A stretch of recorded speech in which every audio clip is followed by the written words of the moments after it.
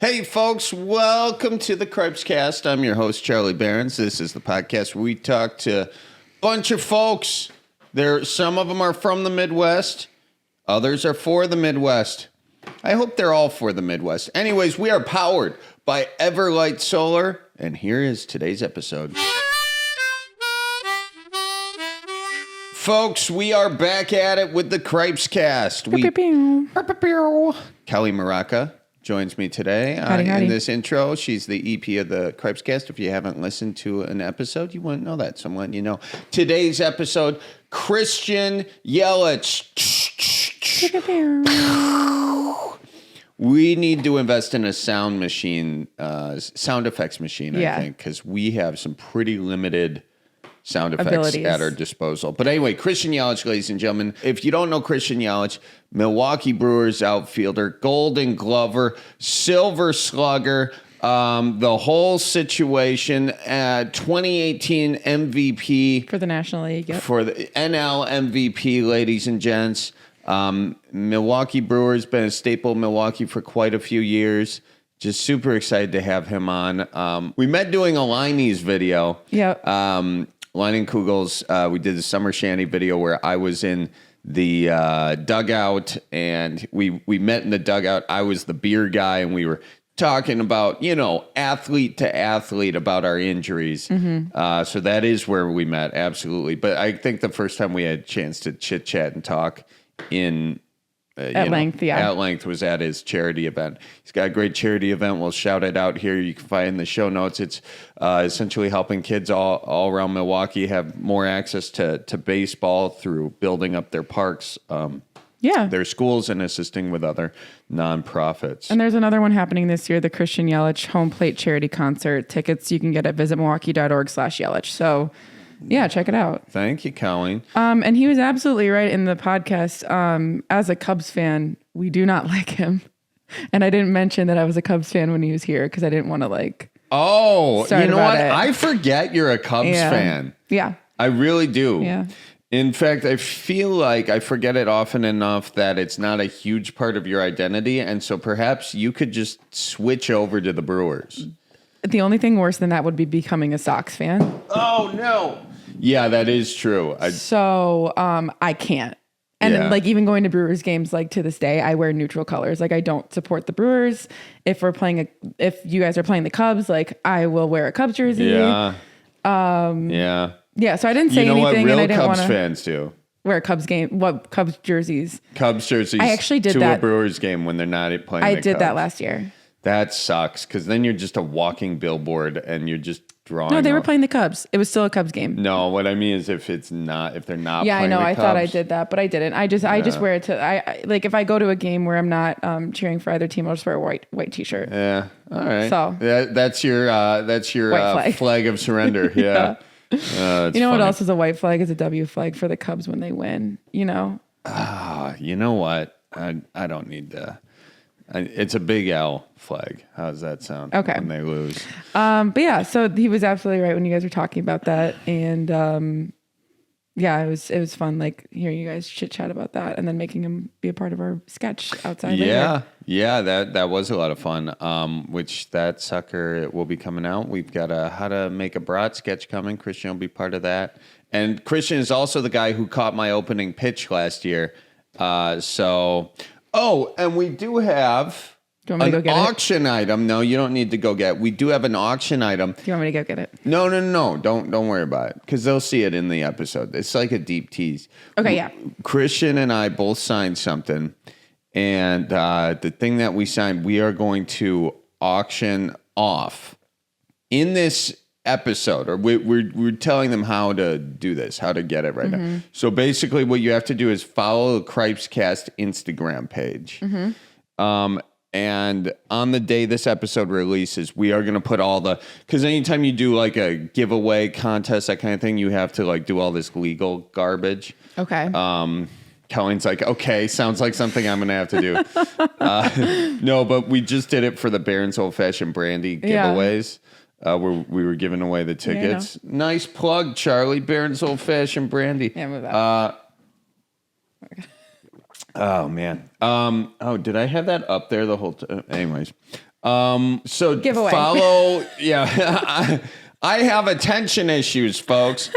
Follow the Cripescast on more Instagram. information. Yeah, and you'll figure out how to win this Charlie Barron's Christian Yelich autographed Item which you will find out the item at the end of the podcast.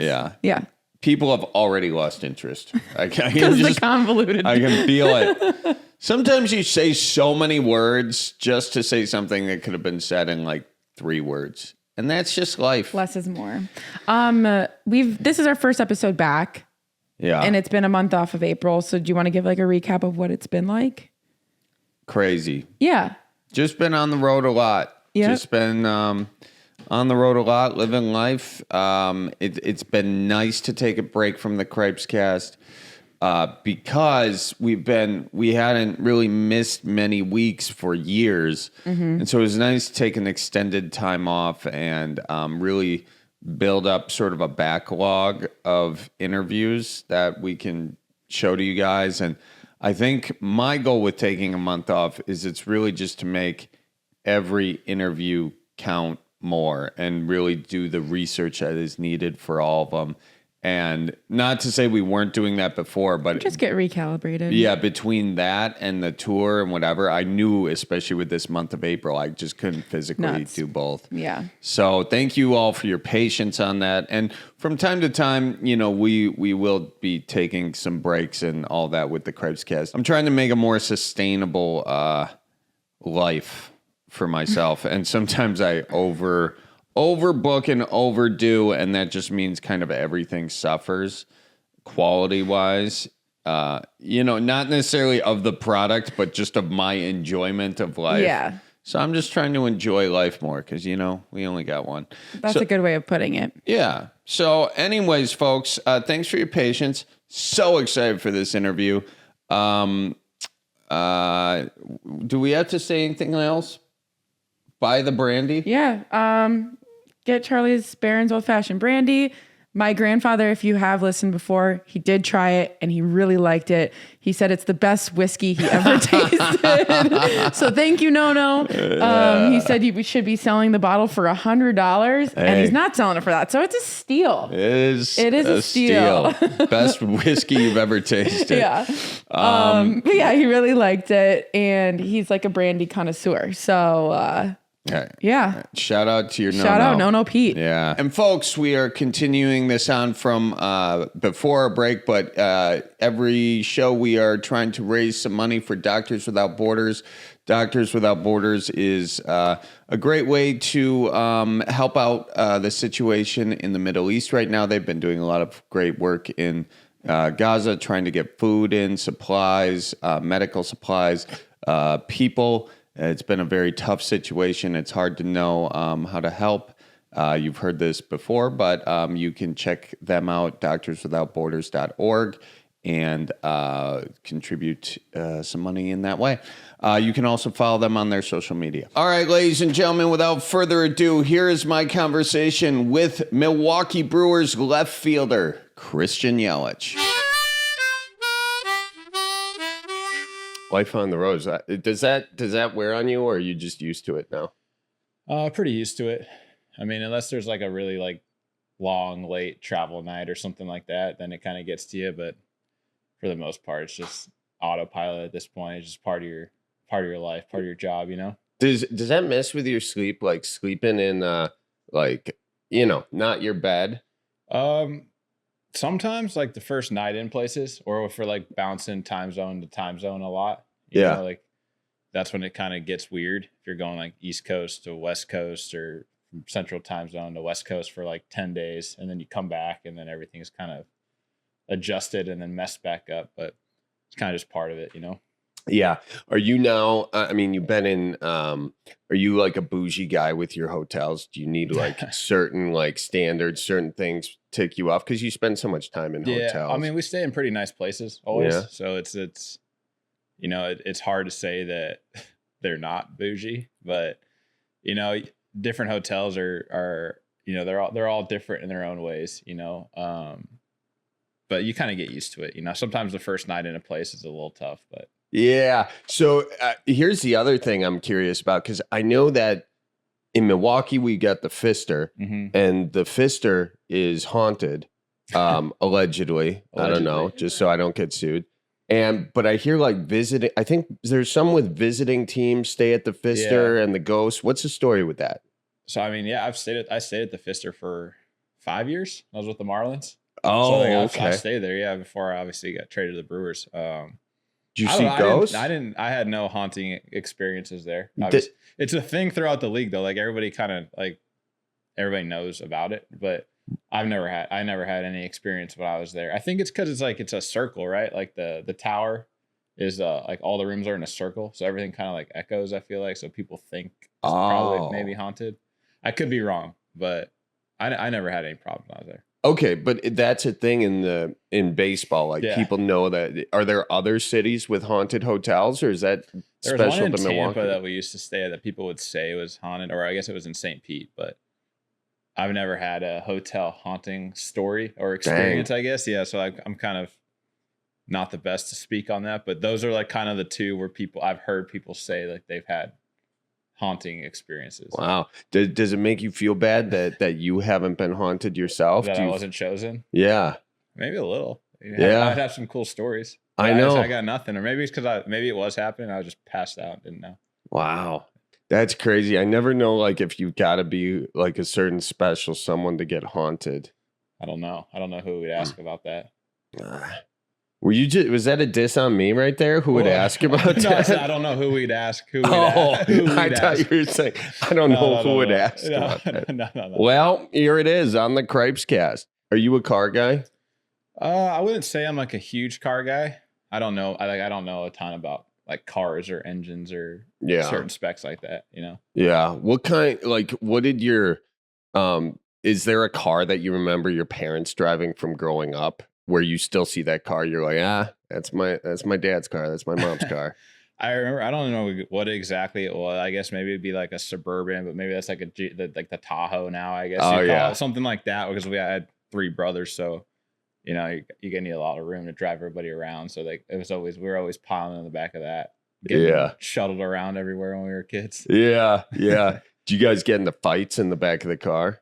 I don't know if it was, I mean, obviously, childhood fights, but I don't know if we ever got him in the back. I'm sure there was a time, you know, just chances are 3 boys growing up together. I'm sure there was some backseat car scuffles. Yeah, I met your brother over at your charity event last year. He's the realtor. Yeah, he's him, and then I got a younger brother too. That he hasn't been out to Wisconsin in a while. What? Well, why the hell not? I don't know. Yes, we'll have to get him out here.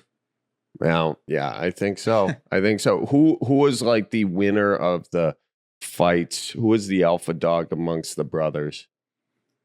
I don't know if there was. I mean, I was the oldest one. I'd say now my youngest brother would probably be the one. Oh, really?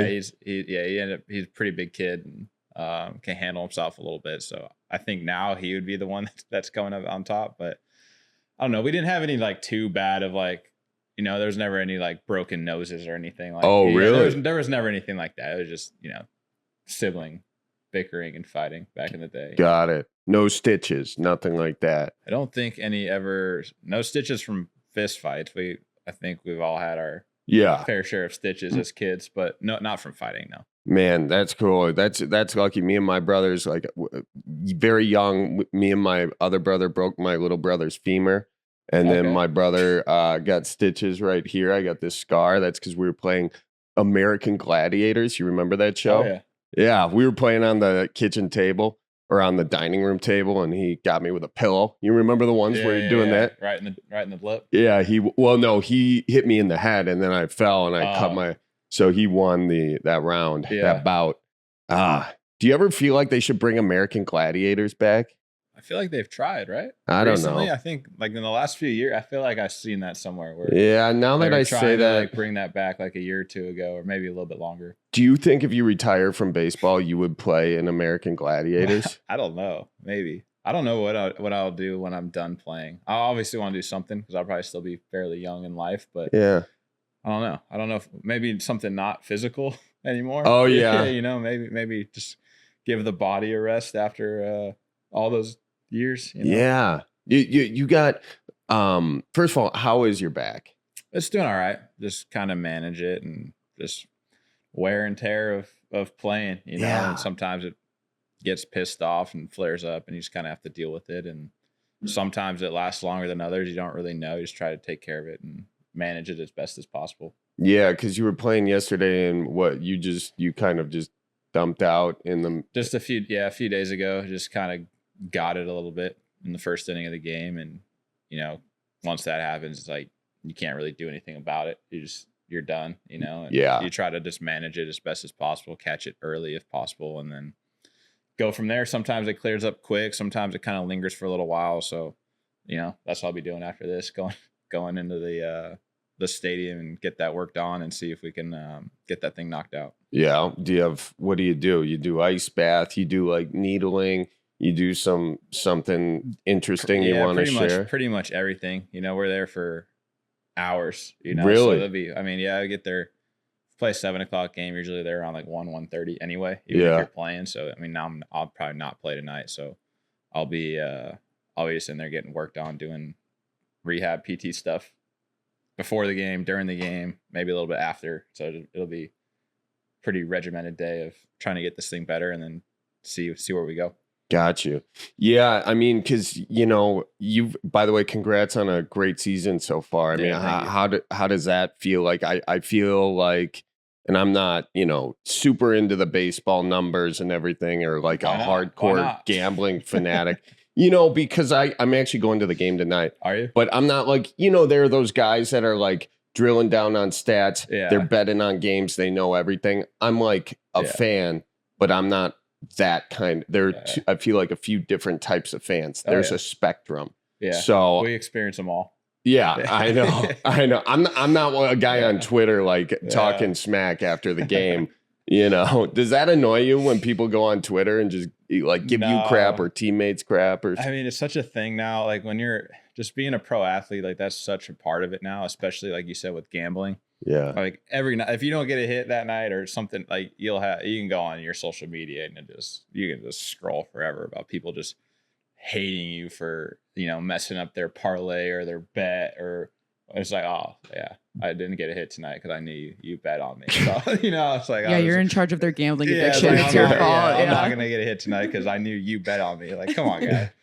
Do you think the gambling thing has made the social media hate worse? Yeah, 100%. Like, not even close. You used to get it anyway if you like didn't play well, but that was just from like fans of like just being mad at you for not doing well.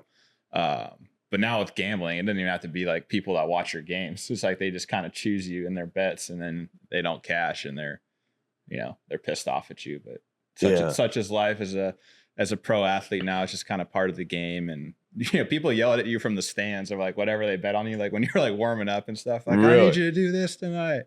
Just yelling at it. And then if you don't get it, they're pissed. If you do get it, they're in the stands like super happy with you, like stoked in the game. So it's become a wild experience actually as an athlete with like how much more prevalent gambling's like become in sports. Yeah. Because I feel like each year it kind of progresses and it becomes like more and more popular and more people like bet on it. Right. So it's definitely like changed that aspect of it, of like your social media and stuff like that. And I think you just kind of get used to it. Like I don't even care. Yeah. Like if someone's going to yell at you on Instagram or Twitter or whatever, you're like, cool, man. Like, get in line. There's a long line of people here that are pissed off. So, right. It is what it is. Overall, do you think it's better for the game or worse for the game? I don't know. It has people invested in it and it's not going to go away. Like it's only going to become more incorporated into the game. I feel like I feel like it'll become more prevalent in the in-game experience, I'm sure it'll be in ballparks. I don't know in the near future, but at some point, like you'll probably be able to sit in your seat and bet whatever, at some point in the future, because especially for like how far it's come in such a short time already, like there's going to be, I feel like it'll just keep going. But yeah, it's the entertainment industry after all, right? It's true. If you can keep people entertained, they're more invested in the sport. It's kind of good for everybody. And, it's just kind of a byproduct of being a pro athlete now is you just you deal with that. Yeah. And money's going to drive it. I mean, same thing with like, with sort of the rules changing in baseball and like the different entertainment elements added. Like, how do you feel about the clock? How do you feel about the props during the home runs? How do you feel about like all these changes we've seen over the past few years? I like the clock a lot because it just keeps the game moving. Like it keeps it. It's usually they're all pretty much sub 3 hours now. If you play a 3-hour game, you feel like it lasted forever. And before, like if you play a 3-hour game, you're like, wow, that flew, But so I think that's good. There's not really much wasted time anymore. It's kind of just the game just moves with the clock. So I'm a big fan of the clock. The home run props, I don't know. I'm not a huge. We don't do one anymore. We had one for a little while, and then we're like, you're not going to do it. Just because, like, I don't, like, if you're, like, down 9 runs in the 9th inning and someone hits a homer, and it's like, put all your shit on, or whatever. And run around the dugout. It's like, we're only down 8. It's like, I don't know if I love this. And it's just like, I don't know. Like, we don't need it. If you do it enough times, it's like, you look at all, like, the best teams. I feel like they don't really have one. Yeah. I mean, where did that come from? Like, is that? I don't really know. It kind of came out of nowhere. Like, I forgot I don't know what team did it first. And then once I feel like people saw like one team do it, then like other teams started doing it. And yeah, I don't know. Gotcha. I don't know where it started, but we don't have one. We didn't have one like the second half of last year. We haven't had one at all this year. We're not going to have one this year. And gotcha. Then, we're just going to go out and try and win every night. Yeah. Well, that's awesome. I do through the course of this have a few various fan questions, and one is kind of related to what we're talking about. This is Andy Rafi. He is a Cubs fan. Okay. And he is a fib. And do you know what a fib is? Being here, fib is effing Illinois bastard. Okay. So makes a lot of sense, appropriate thing. He wants to know, have you, as a Cubs fan, have you spoken with Counsell since he went to the Cubs, and how do you feel about playing the Cubs coming up? Yeah, I spoke to Counts after he made his decision. He called most of us, told us what he was doing, and and then I actually ran into him in Arizona when we were out there in spring training. We just like accidentally were same place, same time in a restaurant. And so we caught up there a little bit and talked, but I'm happy. I'm super happy for him. Obviously I understand the hard feelings, Brewers fans, people are going to have him going to the Cubs because of the whole rivalry deal. But at the end of the day, I mean, he got compensated extremely well for what he does. And in my opinion, he's one of the best managers in baseball. And you can't fault him. It's no different than in my eyes as a player being a free agent and, getting the highest offer from somebody else. And it blows a lot of the other ones out of the water. And you got to go take care of your family and do that whole deal. And I don't fault him, one bit. It doesn't change my feelings about him. It doesn't change what we were able to do as a team, in his tenure here and all those great memories. And, I've learned a lot from him, and I know he appreciates everything that we were able to do as a team in his time here. And then, things change, people move on. It's part of sports. Free agents sign with other teams. He was a free agent. And that's what happens in free agency and in sports. I understand the hard feelings there from a fan perspective, but me knowing Counts personally, like he's a great guy, great person, and really happy for him and his family. Awesome, that's great. Well, going into Chicago, do you think there's going to be like an extra thing in the rivalry given that, or do you think it's going to soften the rivalry? No, it's not going to soften it. It's not going to soften it. But, look, the games are decided by the players on the field. The coaching staffs, the managers put you in the best positions to succeed. Like they want to put you in moments where they think you're going to have the most success. But ultimately, the games are decided by the guys on the field. And look, it's become a pretty big rivalry. It's always been a rivalry, but I feel like in the last few years, it's been a pretty big rivalry, like us and the Cubs. And especially when we go to Chicago, our fans don't like them. Their fans definitely don't like us. I know I'm not very well liked in that stadium. But that's got to feel good though. Yeah. Look, you don't want them cheering for you. Right.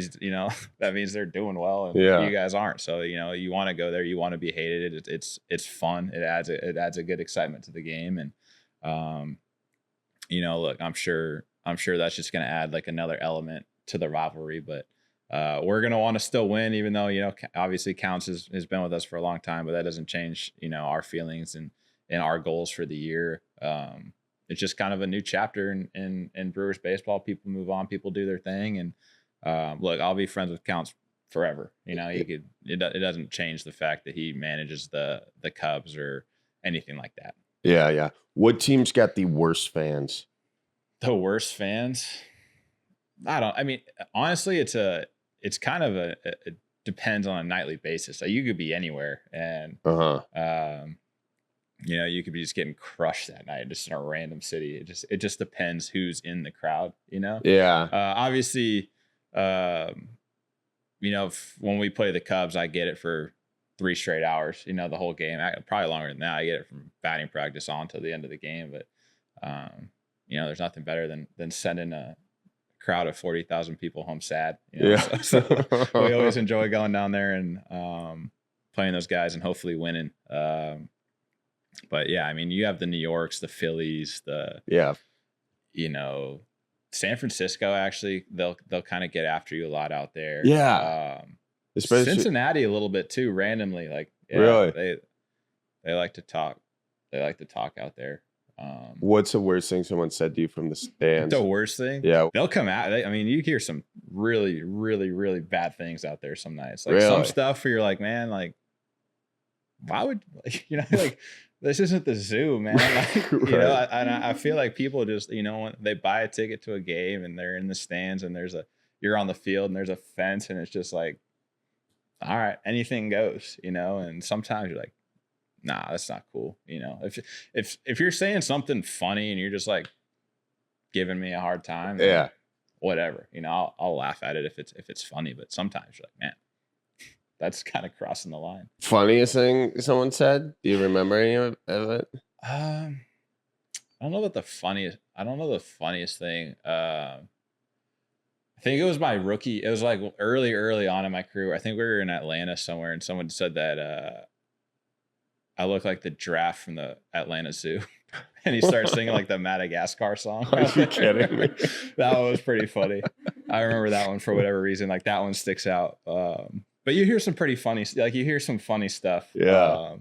You hear a mix of everything, every night, and it's part of it. It doesn't really bother you. You just kind of just ignore it, and it is what it is. Because once you acknowledge it, it gets way, way worse. Yeah. If you kind of start interacting or you try to start kind of giving it back, you can't feed the trolls. Yeah, you just kind of let it go, and it is what it is. But as soon as you acknowledge that you can hear it or you're paying attention to it, bad move. But to be clear, you can hear it. Most of the time, if there's not a big crowd, you can pretty much hear it all. Okay. If there's a larger crowd and there's a lot of ambient noise and not as much, but if they're those random, a weekday game and it's not a big crowd, or you have a rain game and there's been a delay and the crowd's kind of gone, there's only a few people left, you can definitely hear it. Yeah, they're screaming it at you. Right. Do you get the Pete Davidson thing, or is that died off a little bit? The comparison every night. What do they say? Night. Pete Davidson. That's what Pete, they yell. Yeah, and it's super creative. Yeah, well, in that, it's they ask do you know you look like Pete Davidson? And they think it's the funniest thing that they've ever said. Yeah, you're just another night. The last 10 years, people have been yelling at you you are not the first one. And they all think they're the first one that's said that. And I've said it, I've met Pete a few times. We've talked about it. Yeah. And he was like, yeah, I don't know if we see it. He's a good guy, great dude. Yeah. I think earlier, maybe when we were both a little bit younger, kind of saw it a little bit. And then now I don't think we look too much alike, but maybe a little bit. Do you have any tattoos? I only got one. I hate it, but What is it? It sucks. Well, but he got rid of all of his, right? He's getting rid of his, which I'm sure that's not. I'm seeing you avoiding the question though. I hate it. I was I don't know. I got it when I was 20 and didn't know what I was gonna get. Is it barbed wire? No. That's pretty bad. It's not that bad. I was going to the place and I was like, I don't know what I'm gonna get. I'll figure it out when I get there, which is pretty much like the worst thing you can do. Yeah. For something that's gonna be on you forever. Tattoo, and then I remember waking up the next day being like, damn, that sucks. And yet you're still not going to say what it is. Nah, it's a, But where is it? What's the location? It's my arm. People you can't really see, especially during games because like I wear sleeves down to here every day. Oh yeah. But it's really not that bad, but there's way worse tattoos out there, but I'm just like, not really a tattoo guy, or I wouldn't have picked that one. If I could like do it again, I'd do something different, but are you gonna get removed? Probably not. It's just a part of you. It is what it is, maybe one day, but yeah. I don't really have the time because it takes a bunch of sessions, I think. Oh yeah. Right? Mm-hmm. Yeah. It's like, and you can't be in the sun. It like the laser of it. You can't really. It's very like 10 sessions. How do you know? Do you have a tattoo? No, but I've like seen people do it and or like it's in shows. Yeah. Well, I live in like 3 different places throughout the year for extended periods of time. So it's not like, you can just like go to the same place all the time and just like knock it out and like your allotted time in between sessions. Right. Like have to go like once a year. Yeah. It's like a multi-year. So it'd take 10 years. I feel like it'd be like a multi-year process to get it gone. I mean, it's not a big tattoo, but Charlie, do you have a tattoo? No. Why are you obsessed with this question? Well, I just my obsession came with him not wanting to talk about it. So I apologize for that. No, I'm giving you crap. But yes, people yell everything. Back to the beginning of it. It's like you hear everything. The Pete Davidson one's a popular one. What else do people yell at me?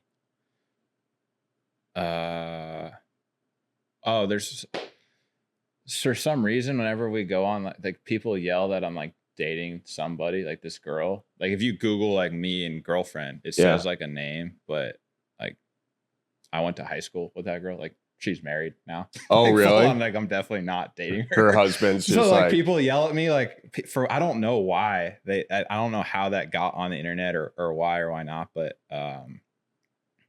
yeah. And so they just yell out her name, thinking like that's my they think like that's my girlfriend, and I'm like, nah. I won't say it, but I found it. Yeah, it's like, nah, that girl's married to not me. So, do you ever talk to her about it? Do you ever say, no, hey, I haven't talked to her in years. Yeah. But I think it's funny that like people like scream and they think like it's such a good heckle because they think it's like my girlfriend, and like they start like they think it's hilarious. Yeah. Like, you guys couldn't be cool. Any further from the truth. You couldn't be more wrong. Like check the date on it. I'm sure it's from like years back. But that's another. Those are like the 2 popular ones because I think people just sit at the game, put your name in Google, and try to like find out stuff about you, and then they just scream it at you all night. But that's a funny one for me because I'm like, you guys are all the way wrong. Couldn't be more wrong. This is kind of like sort of an analogy for life. Like you get an entire stadium of people. Yeah. And what sticks out are like the loudest, drunkest jackasses screaming Well, we were in stuff. Cincinnati like 3 nights ago, and like the entire left field section was chanting this name. Are you serious? Yeah. And I was just like, yeah, you guys are all wrong. Like, good one, but no. So I was like, do a little more research, like do better. Yeah. Do better about your heckling. Don't be lazy if you're gonna talk shit the game, don't be lazy. do a good job. Come up with something good. But yeah, I always think that one's a funny one. So do you get most of your heckling out in the outfield, or is it? Yeah, outfield's like the number one place for you. if you play outfield in the major leagues, like that's the one place where because you're just out there by yourself, and it's just whole sec. Like if you play the infield, you're kind of far away from the stands, so nobody's really gonna be able to say much to you unless you're in the dugout. But when you're in the outfield, like it's fair game, right? Especially the corners. If you're playing left field, right field, like it's game on for you. Center field, it depends on the stadium layout. Sometimes you get it there, but for the most part, if you're in the 2 corner spots in the outfield, you're getting it pretty good every night. Right. Sometimes there's not even seats in the center field area. Right. So it just depends on the layout of the stadium, but there's always seats in left and right field. Yeah. And yeah. Usually it starts out kind of slow, and then like mid game, once the booze goes, once the beers have been flowing, that's when it starts getting a little rowdy out there. Speaking of beers, we met doing the Liney's ad. Yeah. And so the situation with that is we were doing our first dugout video. The beer vendor. The one. beer that was vendor. Our first time, right? That was our first time. We've done a few of them. Done a few videos. Yeah. I was the beer vendor. For people who don't know, I was the beer vendor. With the ice on the arm. Yeah, we coming down to the dugout. We were just discussing injuries, athlete to athlete. Yeah. You know, the arm injuries that I deal with as a beer vendor, the injuries you deal with. You know, you were giving me tips and all that. And that ended up being a baseball card, a Topps card, which is pretty cool, man. Cool. You have a baseball card. Which is I know. It's not a lot of people that can say that. No, I mean that was really exciting for me. I know you've had baseball cards before. You signed them, right? You signed. I think it was like a dual one. I feel like I've signed that too. For Topps at some point. I tried to get one so we could do like an auction for your charity. Yeah. But I failed. I can't get one. They're probably all gone because it was years ago. Like those are probably all they're gone. They're probably like all in circulation. Like they're out there, but they're in collections. Other people probably have them now because they've probably been in packs. Because I'm pretty sure it was like a dual autograph thing. So I think you signed them first, and then they sent them to me, and then I think I signed them also. Yeah. Wait, you think you signed them? Well, I think I remember seeing your signature already on there. Yeah. So like then I think I was second. I was gonna say, don't say you think you saw them, then they'll be like, these are. I definitely sign them. You have to sign all your own stuff when it comes to Topps like that. But I know some athletes like they change their signature every year. Yeah. Do you do that, or do you just have I don't the same? change it. Mine's kind of evolved. I mean, I first started signing cards when I was 18 after I got drafted. Yeah. So like my signature when I was 18 was pretty bad. I didn't know what I was doing. You know, I was fresh out. I was just trying to make up a signature. Really? Then, I was trying to just, what is my signature going to be? So if you look at my rookie card from, I don't know, 2010, like my first ever baseball card, it's a little different than my signature now. Were you like writing it out in cursive, trying to make every? No, I don't. It just wasn't as good. I was kind of just trying to come up with one. And then I don't remember how I like settled on the one I have today, but my one today actually kind of like looks like a real signature. Like, you know, I'm like, okay, that's good. Like that's how you should sign stuff. Yeah. Before I was kind of just feeling my way through it and trying to come up with one. That's interesting. Yeah. Do you like, do guys do that? Like, is there like a like big first letters, small little letters? Are there like certain styles of signature? I mean, I feel like a lot of them they're not great now. Like a lot of like the young guys, they don't have like a great signature. They don't teach cursive. Right. It's kind of just like 2 letters. Like, come on, you got to do better. Yeah, you got to give a little bit of detail. You got to have something that looks like your name. I feel like that looks like a good signature, you know? Yeah. You know, so mine's not like my initials, you know? I kind of feel like mine looks like my name a little bit, just kind of cursive-y. But yeah, some guys, they just knock it out quick. Especially, I mean, you sign so much stuff that time-wise, it's probably good, but I don't like how it looks. Like, I like that, you know, if you sign something, I like if it looks nice. Yeah. Especially, like, I don't know why I care about that, but I do. Like, if someone's going to get something that I've signed, I would like it to at least look nice. So it probably takes a little bit longer, like a few seconds longer, but still, like, I still like doing it to where that's just me personally. You know, I don't know. I don't really have a reason for it other than like, I just care that if it looks nice. Yeah.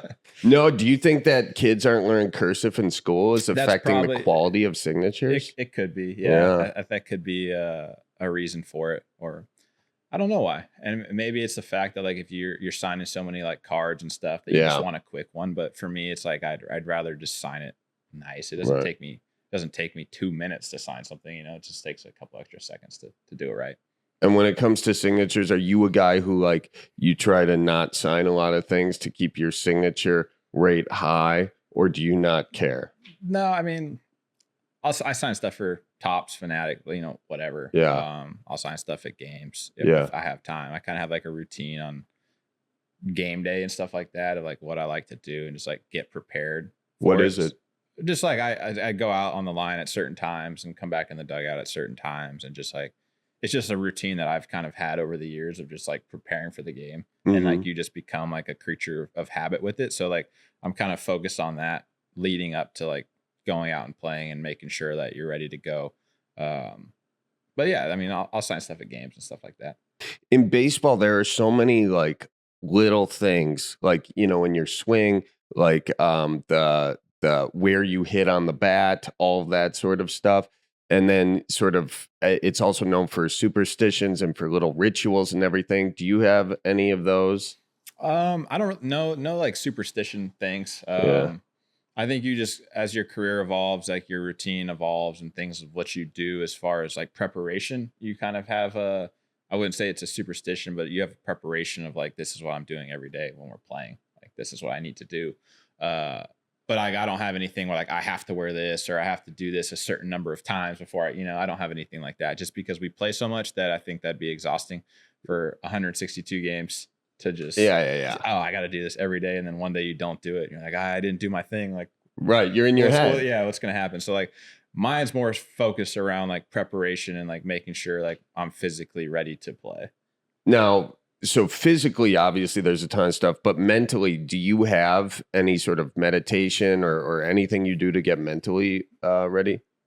No, I mean, you just compete. I think that like your biggest thing is like.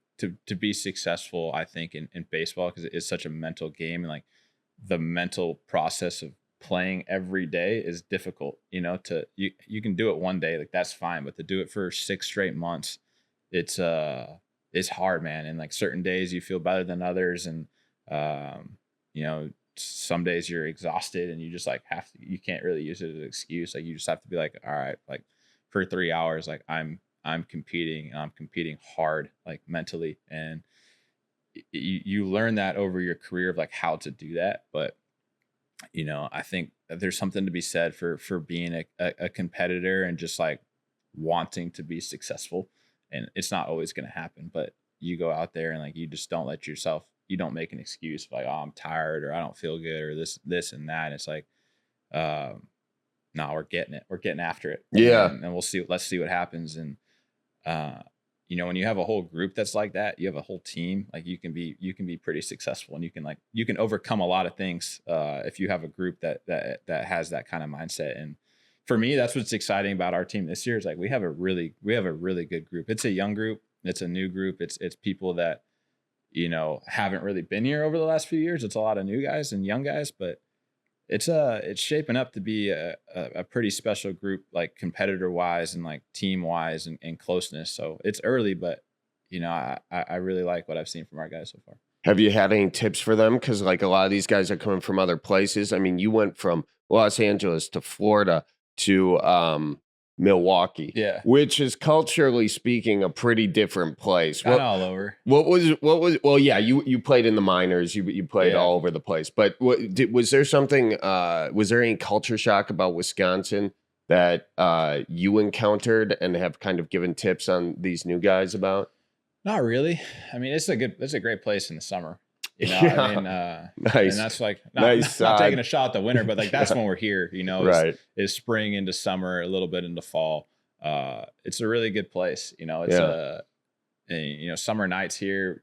Brewers baseball game. Like it's a cool experience. And it's a good sports state. Like I think people really enjoy sports here. I think we've all been really fortunate with how competitive and good the teams have been here. Yeah. The totally. Bucks, the Packers, like pretty good. There's not a lot of states or fan bases that like had that consistency of like, the Bucks won a title, but us and the Packers, we haven't done it. Packers haven't done it in a while, but so many things have to like, it's hard to do that, right? Once you get to the postseason, like it's just kind of like, it is what it is at that point. Like you obviously, everybody wants to win. We all want to win. But there's so much randomness to it, and it's such short series that like anything can happen. And just because you could be a better team and not win, and you just got to keep getting there, and hopefully like one year you can put it all together. But we've been able to do it year after year, and it's a hard thing to do for sure. Yeah. Do you have like, because baseball is it's a much different season than football. Where kind of football, every game, I feel like counts in a different way than baseball. Yeah. And maybe basketball to a certain degree. Like, do you have like, if you guys are in a slump or you're on a winning streak, do you have like certain things that you do to try to like, let's take a slump. Are there things that you guys do to get out of a slump, like as a team come together? Like any like things to just kind of crack the pattern that's been there? I think the biggest thing is that you just keep going. Like you got to realize like it's going to be a part of the season because it's so long, but there's going to be some stretch. There's going to be great stretches or, you feel like you're never going to lose again. And then there's going to be some stretches where like, man, I got this, nothing's going right. But I think that's when you kind of draw back on experience, like guys that have done it for a while and been in the league, you kind of understand like what's going to happen over the course of the season. And like during those bad times, like you just got to keep everybody going forward. Like, hey, like this, just let's keep going. Like it's going to turn, and I think the consistency and like the way that you play, like if you're playing hard and you're competing hard and you're doing things the right way, eventually it's going to change. Yeah. Like everybody wants to do well and everybody wants to succeed. So like, you don't have a team meeting, but like, we need to win more games. It's like, everyone's like, yeah, we know. But so, nobody ever does that. Right. It's just more so like, just do things the right way. Keep going about it the right way. And eventually it's going to turn, and you don't ride the highs or the lows, and you don't panic when things aren't going well, or you're not on the top of the mountain when things aren't going well. It's just like, hey, like head down, grind it, and like we'll see where we're at in 6 months. And then once you get into September, like that's winning time. Like that. Hopefully you're in a division race or a race for the playoffs, and then it's like, all right, now it's time to go. Like let's start, racking up W's and see if we can get this thing locked up. Right. That's when it's fun. And, we've had kind of a core group here that's experienced those races and those games when it gets tighter and like they all start meaning more. They all mean the same at the end, so those games that, you're supposed to win in April and May, if you don't win, and they usually come in, they usually end up haunting you later in the year. Right. Because, the 2 years we haven't made the postseason in 17 and 22, we missed about one game. Yeah.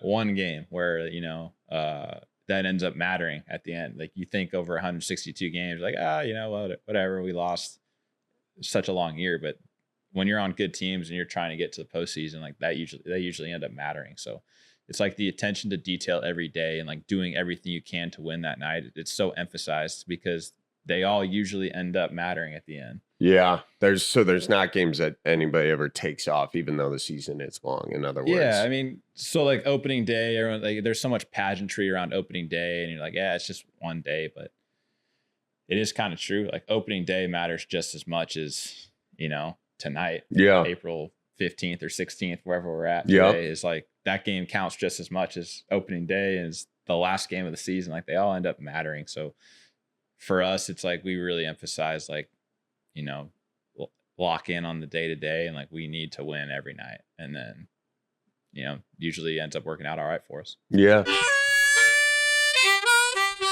Folks, just got to do a little break here to let you know that we are powered by Everlight Solar. A little seventh inning stretch. A little seventh inning stretch for the nice. Well played, thanks. Colleen. Well played. Yeah. Hey, if you want to make your house run cleaner and you want to find that clean energy, that cheap energy, check out everlightsolar.com. You go there, they'll send someone out to a free consultation, let you know what the cost of solar will be for your household, and let you know if it's possible and the whole deal. Hey, it's summer. We got the sun. Time to make the sun work for you. Check them out, everlightsolar.com. And folks, spring fishing season is here, and there's no better place than the Fleet Farm to get everything you need for your next fishing trip. They got the rods, the reels, the combos, the electronics, and all the best brands like Berkley, St. Croix, Garmin, and Humminbird. Plus, they've even got exclusive designs and colors of Berkley lures that you won't find anywhere else. Stop in at the Fleet Farm. You can get all your fishing gear, and hey, you can get your summer cookout stuff too. Check it out, Fleet Farm. And finally, ladies and gents, Mother's Day is coming up, and you are welcome for that reminder. And if you go to manitowocminute.com, check out the Midwest merch section. You're going to find so many different ways to tell your Midwest mom that you love her. We got t-shirts, sweatshirts, games, books, more, the whole deal. You can get her brandy. You can get her a brandy t-shirt. Watch out for deer. You get it. You've heard this stuff before. We got a ton of stuff there. Check it out. manitowocminute.com. And with that, ladies and gents, let's get back to the Cripescast. I have a question. Yes, go ahead. Which sausage do you root for in the sausage race? You know what? That's a great question, Colleen. We always just root for a good show in the dugout. You know, we want to see. You don't want to be political and choose one right now. We want to see everybody laying it out on the line out there. Yeah. Sometimes though, sometimes people fall hard in that race, and you're like, oh my! And it's usually like right in front of our dugout because they've gotten some speed, you know, and they're kind of coming around like the home stretch, and like they're trying to win. And I've never put it on, but people say it's like kind of top heavy. Have you ever done it? No, I haven't done it, but I've heard that too. And people I've heard say it's like top heavy. So everyone always goes like face first, like right into the ground. Oh, some people hit it hard, and you're like, I hope right on the face. Like, I hope you're okay, because there's been some pretty like loud ones, and everyone's like, oh god. So yeah, I mean that Milwaukee's got a lot of dangerous things like that. It's not just a sausage race; it's going down Bernie's slide. Have you gone down that thing? One time, yeah. Oh my god! How did they let you go down it? I didn't. I just did it. They probably wouldn't have let me do it, but I just kind of did it. But you go down way faster. You go down way faster than you think. I didn't think it was that fast. You're kind of hauling ass down that thing. So it surprised me a little bit, and I was like, oh, okay, I can see how people get hurt on this thing. When did you go down it? It was a few years ago. I was doing like a production day or something at the stadium one day. It was on an off day, and we were up there shooting some stuff. Yeah. I was like, I'm gonna go down the slide, and everybody that was there was like, I have nothing to do with this. Like, this is all on your own. Like, they all kind of like turned their back. Like, I'm not looking. Did you go down the burlap sack or just your jeans? I think I did. Yeah. I don't remember how I did it. I just remember I went down, and I remember going down and going at the bottom of it. I was like, you're coming in a little hotter than you think you're gonna. So I was like, okay, I get it. Because the Dodger reporter a few years ago like broke his forearm and like, ribs and stuff going down the slide. I mean, it's gnarly. I went down and my parents went down, and at first you're like, how bad could it be? But there is like a drop, like you're on a roller coaster kind of, like a little moment like that. And there's like a pad down there and everything for like you to hit. I didn't really know that either. Oh yeah. Yeah. Would you go down it again? Yeah, at some point. Yeah, at some point. Yeah, retirement kind of a thing. Yeah, like, be a tough way. Like, I got hurt on the slide. Yeah, that'll be tough. Hey, I held your bat. I went, not in a weird way, but I went down to the Louisville. Oh, did you? I was doing a show in Louisville. Went to the Louisville Slugger Museum, and I got a question. Okay, so I was learning all about the bats, and I'm a big wood guy. Yeah. What? Again, not in a weird way, but I loved going to the factory. Have you been down there? Yeah, it's really cool. It's so cool, really dude. Cool. I think anybody that like likes baseball should go there at some point. Yeah. And like if you're like a fan of baseball, you should like go check out the Louisville Slugger Factory. It's really, really cool. It's insane. Yeah, it's really cool. It's so cool. And they've got like, so how does that work? Do they give you a certain number of bats a season, or you kind of just order them? So like, our clubhouse guy does it for us. Yeah. And so like once you're kind of getting low, he monitors it and like places in order for you. And then once they come in, like I'll kind of like look at them and choose ones that like I like for the game, or ones I'm gonna use batting practice and that whole deal. But yeah, I mean, it's a pretty cool process for sure. And what kind of wood do you prefer? I'm maple. You're maple guy. Yeah. Okay, cool. So you just do maples, then your same bat every time. I've used the same. It's probably pretty rare, but I've used the same bat, same model since I was 18 in rookie ball. Yeah. I found a model that I really liked and I felt comfortable with it. And I've just used that one my entire career instead of bouncing around, because guys will bounce around companies, models, all kinds of stuff. And I've always been just the same one. And what is the difference between like hitting off maple? Why do you choose maple? Why not one of the other woods? Ash or something like that. Yeah. I just like the feel of maple. I feel like most guys do. I feel like it's a little bit harder. But some guys like ash bats. You know, I've tried them in the past. I had maple and ash early in my career, probably when I was in the minor leagues or maybe early in the major leagues, and then I just really liked the maple one. Like it was just a preference and a comfort thing for me. I like the maple ones, and the model that I chose. You know, the handle that I use is kind of it resembles an aluminum bat a little bit, and I was a high school draft pick, so I was using aluminum bats in high school. So when I found that kind of model, it felt familiar to me and comfortable. Yeah. And it's more of a balanced one. But the handle feels kind of like an aluminum bat handle. So it was comfortable for me when I was younger. And so that's why I chose that one. It was just a comfort thing. I was like, I kind of like this one. I was like, let me try it. And then I really liked it. And then since I really liked it, felt comfortable with it, like I just didn't want to change. And I like that because if you're bouncing like model to model, you always have like this thing like, oh, is this one right? Is this one right? Like it's something that's simple for me. Like I don't have to worry about it. This is the bat I'm going to use and that's it. And so you've just never hit with another bat, period. Like would you, if someone's like, hey, give this one a go, would you try it? No, this is my 14th season in professional baseball. So like I've used the same model for that long. I think we might have just found your superstition, my guy. Look at that. No, it's just a comfort thing. Yeah. I'm sure like you could use different ones. And I tried them at the beginning of like different, I've tried different ones. And then once I found this one, I was like, I like this one. Got it. And I used it forever, which it's an S318 is the model of it. I tried 271, M110 for all the bat people out there that actually know the models. Yeah. Not sounds me. like guns. Yeah. So like, it does kind of sound like guns. So like 271, like it's a different, it's a little bit of a, I guess that handle's a little bit similar to the 318. It's more flared knob at the bottom. Like 318 is kind of like a skinny handle, like circular knob, just like an aluminum bat handle, honestly. 271's a little bit more flared with like it's a skinnier barrel. Okay. But guys really like that one. Like that's a pretty standard. Like if you went to, I don't know, like a Dick's Sporting Goods or something, like there would be 271s, M110s, maybe S318s might be in there now. Yeah. But when I was a kid, it was like 271, M110, maybe C243, which is like really big barrel, like end heavy barrel. Oh, like yeah. Some guys like that. It's all a personal preference and feel thing. Yeah. So I've never I didn't like the 243 because I never knew like where the barrel was when I was hitting. Like I kind of just didn't. I just wasn't like as accurate with it. I felt like because my model's more balanced. Like I feel balanced, maybe a little bit end heavy, but for the most part, it's balanced, and that's why I really like it. Right, because there's like this Louisville Slugger, like the placement of the logo on the bat. Mm-hmm. That's like, is that like where you want to hit? That's the sweet spot, or where's the sweet spot?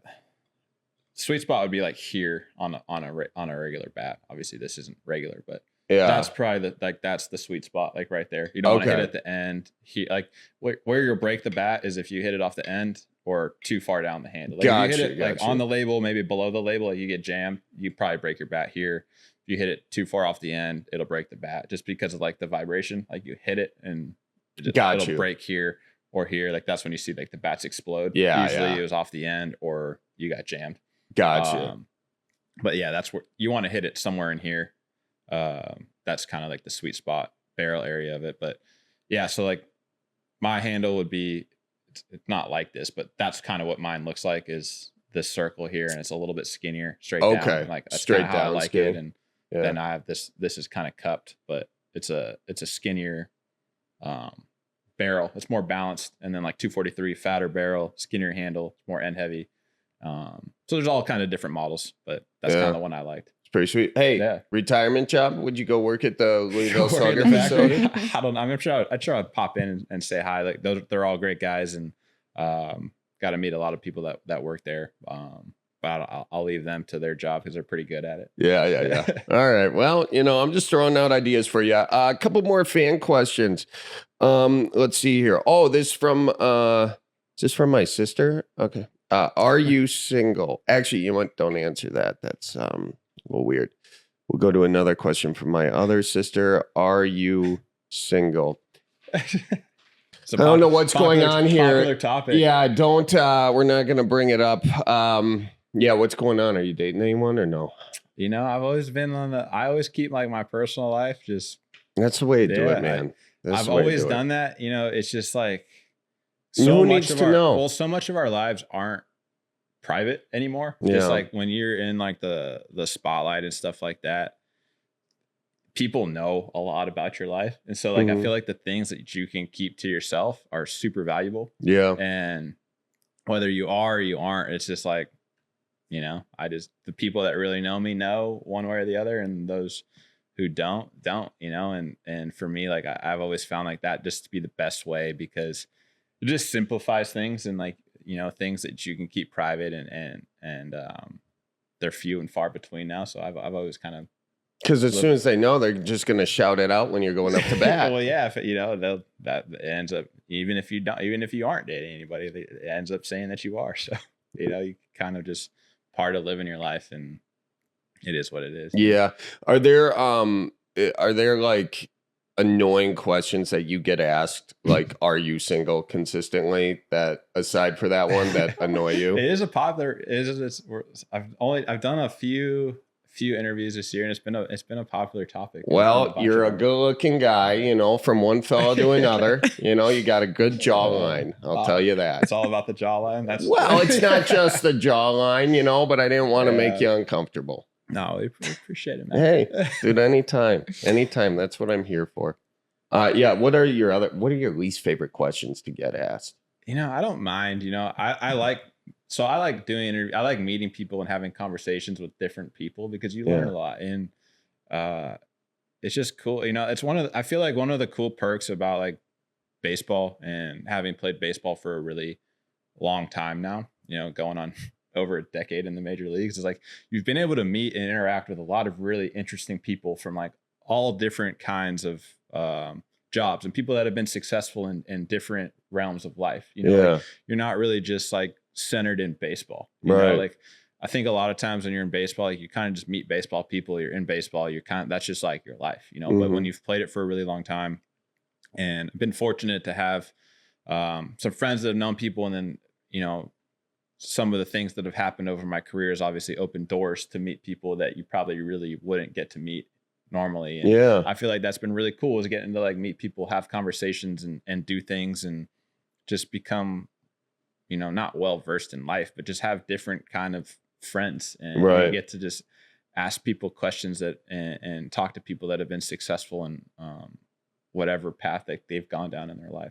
Right. So in doing that and doing a lot of these conversations, there's not really a topic that you found that's just like annoying. Like, other questions would be like, what are you going to do when you retire? That kind of a thing. Yeah. And like, I haven't thought about that, as my career winds down, which, I've still got 5 left at least, and then once that's up, if my body feels good, if I'm still playing well, then I'd probably like to keep going. But, who knows where you're going to be in life in 5 years, like things change. But,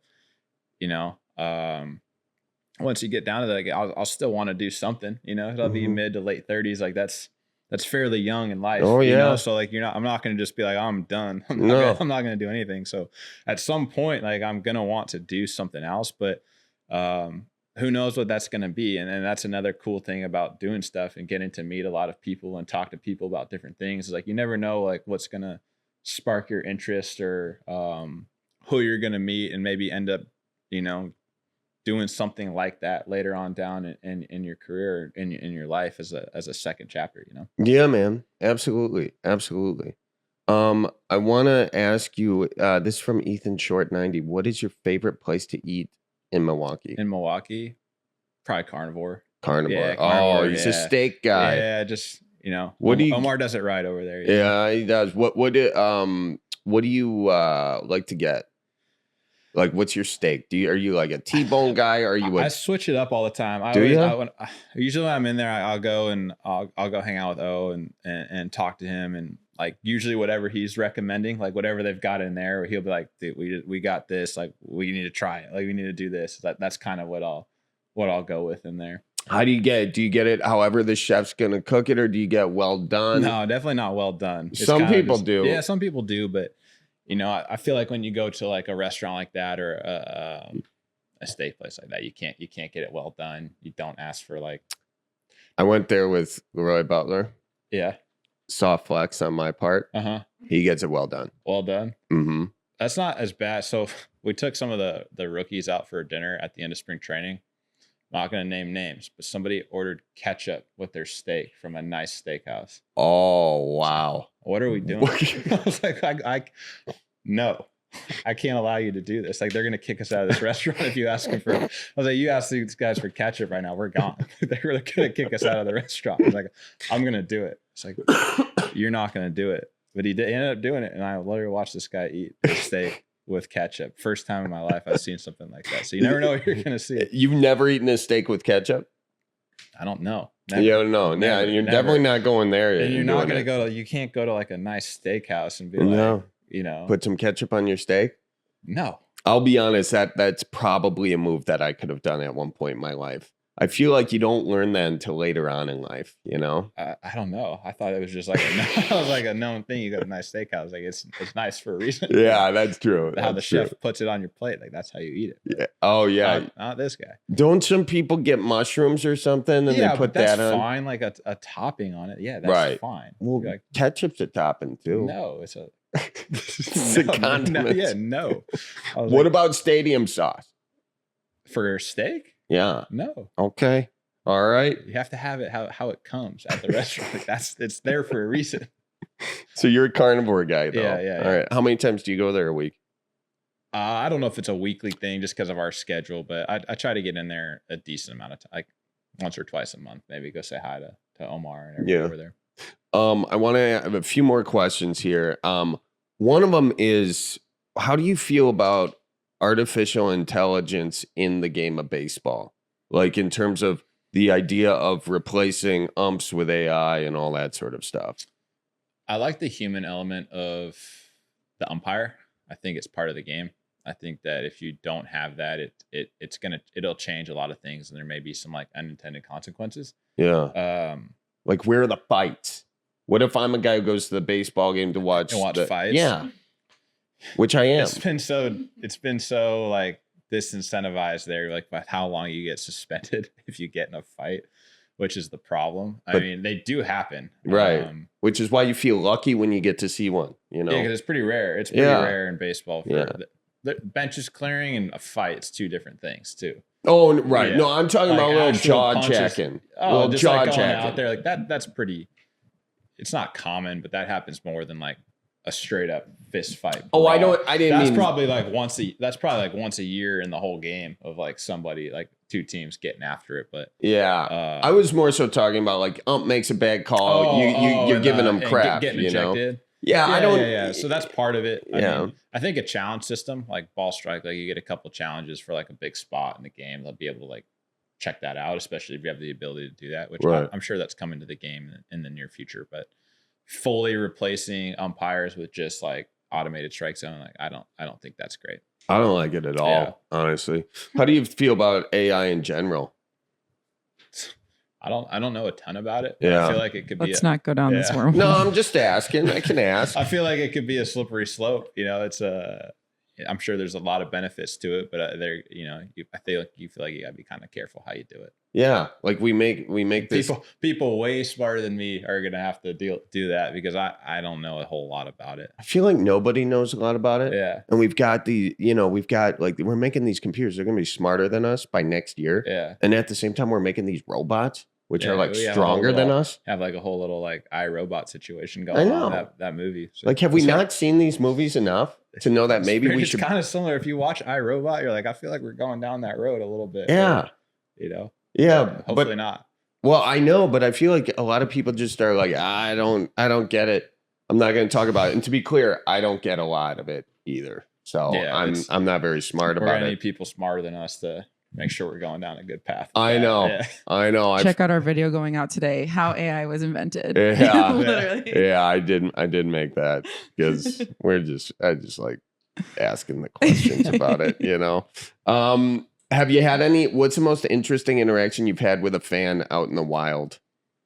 Out in the wild?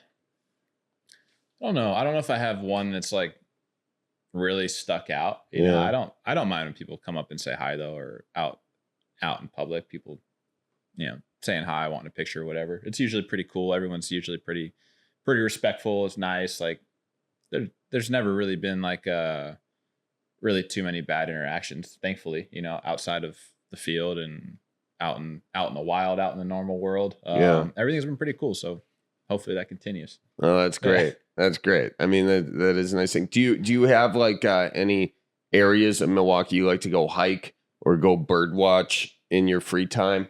Honestly, no, I haven't done it. I haven't even gone on a hike out here. I think I've done it one time, like years ago, but I really haven't done that. Oh. It's part of Milwaukee and Wisconsin that I haven't really experienced yet. I'll send you some suggestions. Have you gone fishing yet? Have you ever caught a fish? Yeah. But What fish?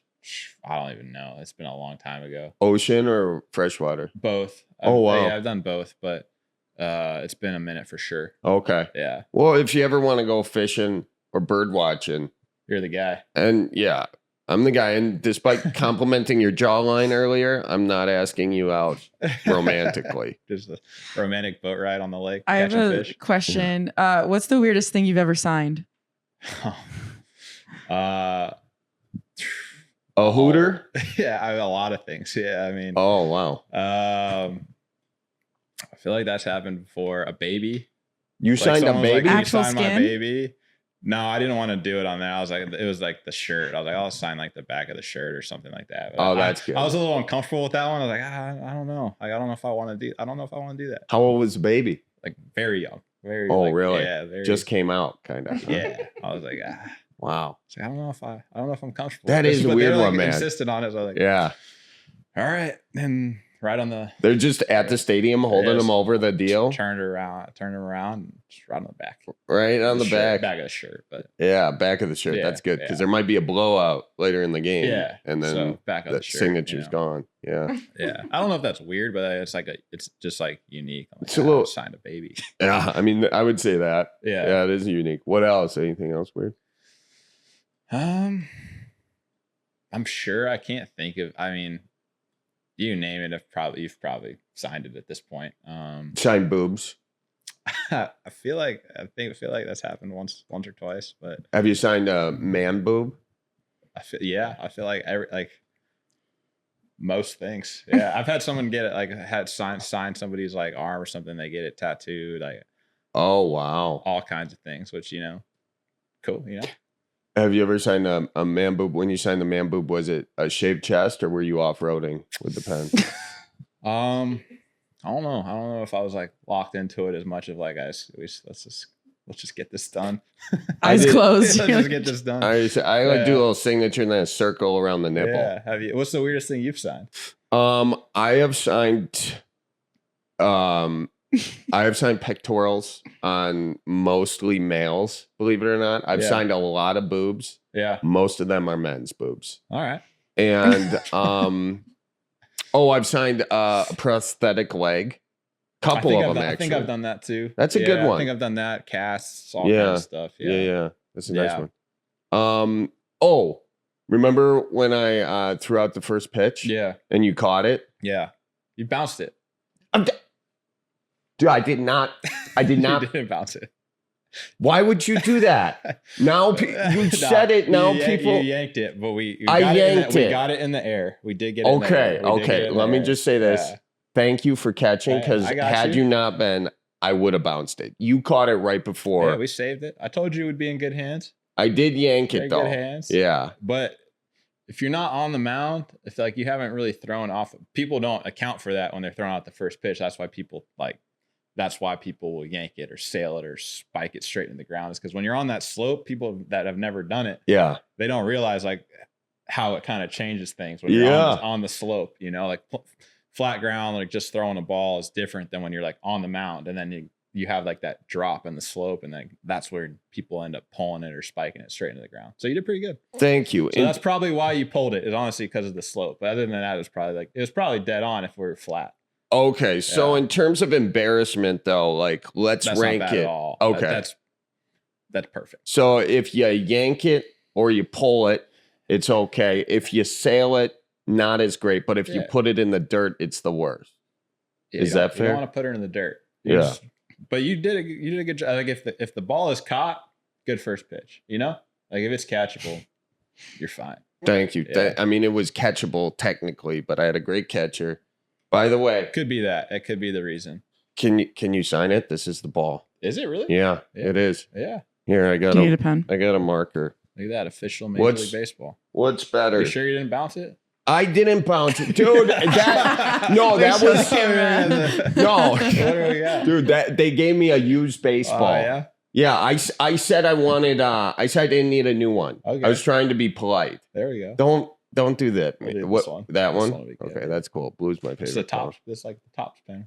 Yeah, that's the one I signed our deal with. Tops. Yeah. Tops. Are you supposed to send them back? Yeah. Really? Yeah. I mean, You haven't kept any? No. I'm sure I've kept one or two. I got 2 back there. I didn't know. Because when you need to sign cards or something, it's actually good to have these because they're really good pens. They dry like right away. But yeah, I usually throw them back in the little envelope that they come in. Oh, well, someone's a better person than me. Jeez, Or just maybe read the directions. Maybe it says, please send back. I definitely didn't read the directions. Yeah, that's okay. There you go. Oh, that is awesome. Thanks, dude. That's so cool. We'll put that right there. That is sick. Before I let you go, I do want to do one more. I want to do a joint autograph. So I am going to try to get our card jointly signed. And then I'm going to ask if you sign that Liney Summer Shandy can. Because what I'm hoping to do is we can do an auction with the fans, which we're going to announce on the Cripescast socials in the next week or so, how we're going to do this. Sign this can? Yeah, I want to auction off the can, and all the proceeds are going to go to your foundation. I just wanted you to explain everybody what we've been raising money for, and what you've been raising money for. Last year was the first year. And thanks for having me come and host. That was super fun. It was a good time, right? Oh, it was awesome. Yeah, it was a good time. It was a great time. Yeah. And I'm excited to do it again this year. And what have you been raising money for? Well, yeah, I mean, last year, it was our first one. So it was kind of just getting our feet wet, seeing how it was going to go and how the whole process worked. And, we did a great job last year for Beckham Stapleton, the Little Leagues, and Brewers Community Foundation and all that. It was a success, and raising more money this year. I think it's in July this year. Last year was in May, I believe. So it's a little bit later in the year this year. Kind of just how it worked out, but it's gonna be along the same lines, of a little charity concert, a night full of fun. You're gonna be there. I think a lot of the guys from the team are gonna be there, and just raising for good causes in Milwaukee. More stuff with the community foundation, some stuff for some veterans, and just trying to do good for the people that support us, and really looking forward to having another fun night and having it be round 2. Hopefully something that we can continue for the remaining years that I have here in Milwaukee. Yeah, that's awesome. Yeah. Well, we'll both sign this sucker. Should we sign it like right here? On That sounds good. Right. Both sides, and the significance here, it's Summer Shandy. This was the beer we were drinking in the dugout in our first video together. So, we sure were. These are the beers I was slinging. That it hurt the old rotator cuff. You left it all out there. I left it all out there on the field. Oh, geez, Louise. No, okay, got it. It's probably like the moisture on the can. Yeah, you know what? Yours is good. Yours is not. Mine is, I'm going to let the can do a little drying before I officially sign it. But how'd you get yours so good? I'm going to let that dry right Experience. there. I'm not going to touch it. Thanks for trumping me on the, that is a nice signature, man. That's really good. I also don't want to sign it right now and have you critique my signature. I'm sure you got a pretty good one. It's okay. Yeah. It's okay. Sometimes I sign it with I feel like I've seen it before, obviously. It's on the card. Oh, that's true. Yeah. That's true. Yeah.